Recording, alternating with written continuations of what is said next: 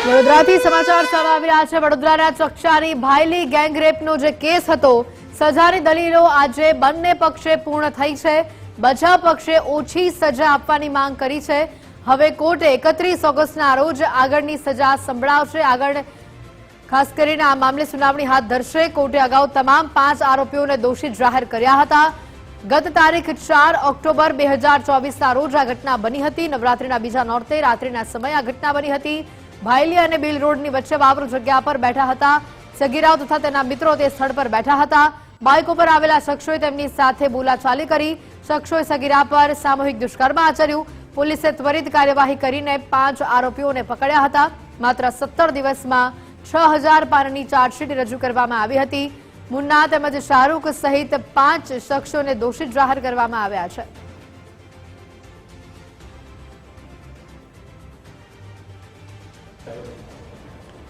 ભાયલી ગેંગરેપના તમામ આરોપીઓને જ્યારે નામદાર કોર્ટે કસૂરવાર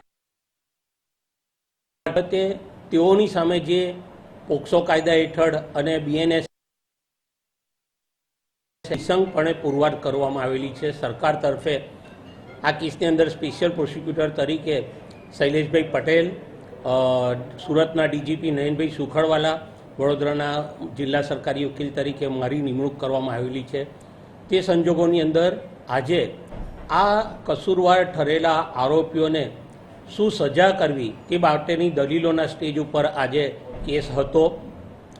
આરોપીઓની સામે જે પ્રકારે કલમો લગાવવામાં આવી છે અને એ તમામ નિશંકપણે પુરવાર થઈ છે, ત્યારે આજે નામદાર કોર્ટ સમક્ષ અમે લોકોએ આ તમામ આરોપીઓને મેક્સિમમ પનિશમેન્ટ થાય, જે રીતના કાયદાની અંદરના પ્રોવિઝન છે કે જે સામૂહિક ગેંગરેપ રીતે બળાત્કાર કર્યો છે એ આરોપીઓને જીવનના છેલ્લા શ્વાસ સુધીની સજા જ્યારે કાયદાની અંદર નક્કી કરવામાં આવેલી છે તે સજા થઈ શકે એવી આજે અમે રજૂઆત કરી છે। તમામ આરોપીઓ જ્યારે સામૂહિક ઈરાદાથી નીકળ્યા છે ત્યારે એમનો ઈરાદો પણ નામદાર કોર્ટમાં અમે સ્પષ્ટ કરેલો છે।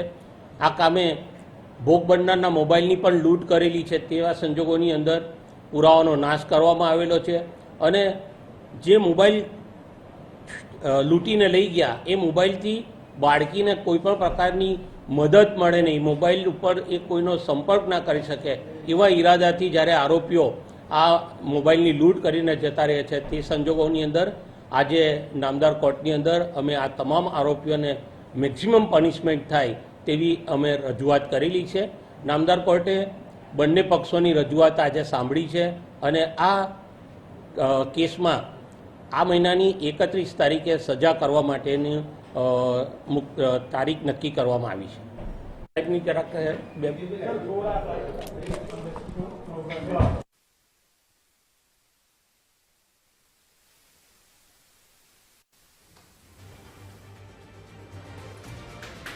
સગીરા તથા તેના મિત્ર તે સ્થળ પર બેઠા હતા જ્યાં આ આરોપીઓ આવ્યા અને સૌથી મહત્વની વાત, હવે બંને પક્ષોની દલીલો સાંભળવામાં આવી છે। બચાવ પક્ષ દ્વારા ઓછામાં ઓછી સજા થાય તેવી માંગ કરવામાં આવી છે, ત્યારે આ સમગ્ર મામલે સજા આવનારી 31મી ઓગસ્ટના રોજ સંભળાવવામાં આવશે। વધુ વિગત સાથે સંવાદદાતા અલ્પેશ જોડાઈ ચૂક્યા છે। અલ્પેશ, બંને પક્ષની દલીલ પૂર્ણ થઈ ચૂકી છે અને હવે 31મી તારીખની રાહ જોવાઈ રહી છે કે જ્યારે કોર્ટ આરોપીને સજા સંભળાવશે। વિગતો શું? બિલકુલથી આજે વિડીયો કોન્ફરન્સના માધ્યમથી તમામ આરોપીઓ છે કે તેમને કોર્ટમાં રજૂ કરવામાં આવ્યા હતા અને આ દરમિયાન બંને પક્ષો તરફથી દલીલો છે તે કરવામાં આવી હતી। જોકે સરકારી વકીલ છે તેમની ધારદાર દલીલો બાદ આજે કોર્ટ છે કે તેમણે 31 તારીખ આપી છે અને જે રીતે વાત કરીએ તો આરોપીઓને કડકમાં કડક સજા થાય તે માટેની પણ જે દલીલ છે તે સરકારી વકીલ દ્વારા કરવામાં આવી હતી।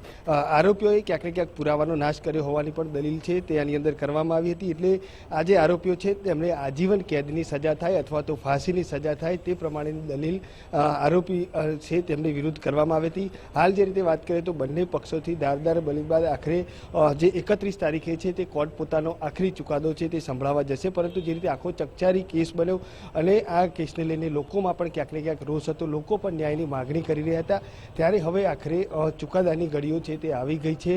જોકે સામા પક્ષે પણ દલીલ કરી હતી કે તેઓને પરિવાર છે, તેમને બાળકો છે, તો તેમની વિશે પણ તેમનું વિચારવું જોઈએ, પરંતુ ક્યાંક ને ક્યાંક આખરે ત્યારે જે રીતે સગીર સાથે આખી આજે સામૂહિક દુષ્કર્મની ઘટના બનીને તેને કોર્ટે પણ પોતાનું કડક વલણ અપનાવી અને આરોપીને કડક સજા થાય તે પ્રમાણેની જે કાર્યવાહી છે તે હાથ ધરશે તેવી પણ લોકોમાં આશા છે, અપેક્ષા છે. હાલ જે રીતે વાત કરીએ તો આજે તમામ આરોપીઓને રજૂ કરવામાં આવ્યા હતા અને આ તમામ આરોપીઓને હવે આખરી જે સજા છે તે કોર્ટ 31 તારીખે સંભળાવશે. ત્યારે હવે જોવાનું એ રહ્યું કે આરોપીઓને કયા પ્રકારની સજા થાય છે. પરંતુ જે રીતે બંને પક્ષોની આજે ધારદાર દલીલ થઈ અને ધારદાર દલીલને આધારે જ કોર્ટે હવે ટૂંક સમય એટલે કે ટૂંક દિવસોની અંદર જ પોતાનો ચુકાદો છે તે સંભળાવશે. બિલકુલ અલ્પેશ, આભાર વિગતો બતાવી.